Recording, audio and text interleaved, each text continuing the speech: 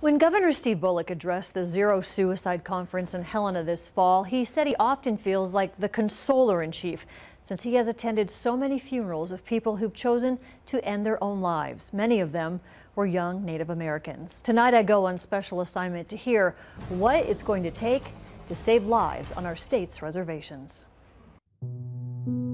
Scroll through Josiah Nichols' Facebook page and you'll see a teenager who loves his family, has a great head of hair.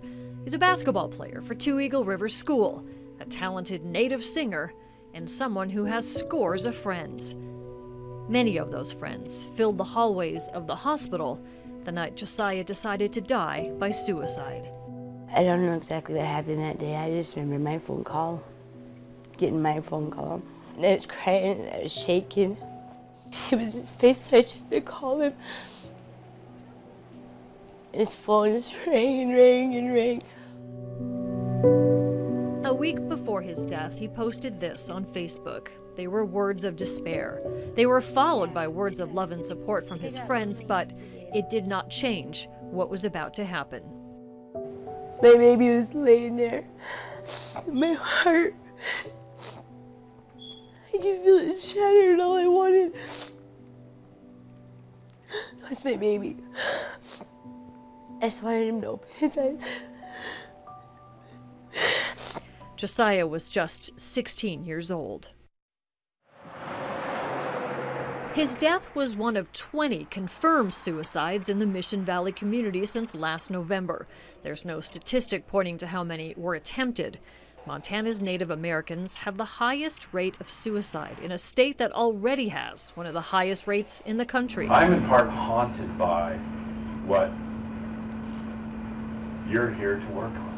Last month, Governor Steve Bullock launched the Zero Suicide Academy. It's a major component of a statewide plan to reduce suicides.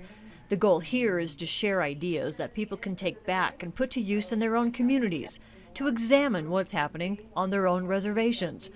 There are no easy answers, but the conversation is well underway.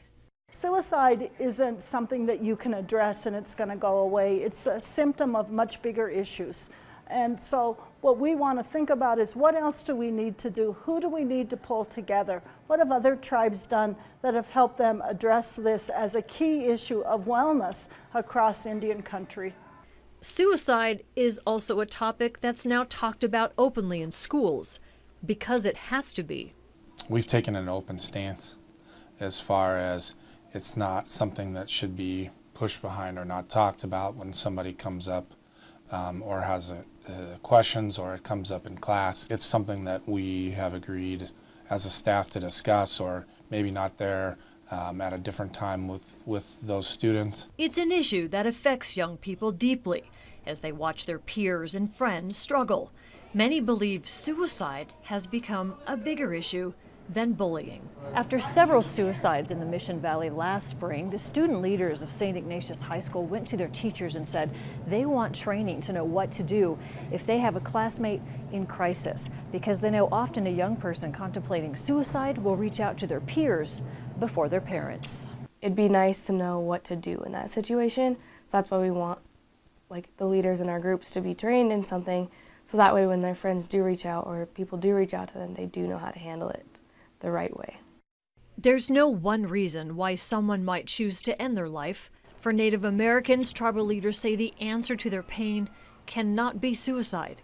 That pain needs a voice. While this is a really sad time for us, it is also an opportunity for us to really put a mark in the sand and do business differently. We are really saying that we need to figure out a different way of addressing our issues that have gone back for generations.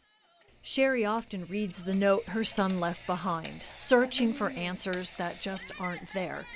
She can still see his face in photos, hear his voice singing back at her on an iPad, but it's not the same. I don't get to see him anymore. I still wait up for him, and I know he's not going to come home.